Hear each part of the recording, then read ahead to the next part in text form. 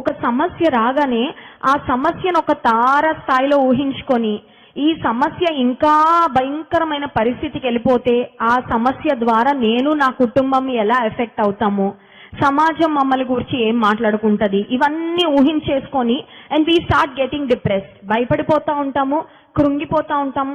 కొన్నిసార్లు ఆ కృంగుదల ఏ తారస్థాయికి వెళ్ళిపోద్దంటే, ఏంటి దేవుడు మమ్మల్ని ఈ పరిస్థితిలో విడిచిపెట్టేస్తాడా, అన్యుల మధ్యలో తర్వాత మా చుట్టూ ఉన్న వారి మధ్యలో హాస్యాస్పదంగా మేము అయిపోతామా అని ఒక రకమైన భయము, ఆందోళన, అవిశ్వాసం కూడా ఇశ్రాయేలీలో వచ్చేసి అంటున్నారు, ఐగుప్తులో సమాధులు లేవని మమ్మల్ని ఇక్కడికి తీసుకొచ్చా. అసలు దేవుడు వీరిని చంపాలనే ఉద్దేశమే దేవునికి లేదు. ఐగుప్తు నుండి బయటకు తెచ్చిందే పాలు తేనెలు ప్రవహించే కనాను దేశంలో వీరిని ప్రవేశపెట్టాలని. విడుదల ఇచ్చింది మళ్ళీ ఇంకొక చెరలోకి పంపించడానికి కాదు కదా. చాలాసార్లు మనం అనుకుంటాం దేవుడు ఒక్క సమస్య నుండి విడిపించింది ఇంకొక సమస్యకు మనల్ని అప్పగించడానికేమో. కానే కాదండి.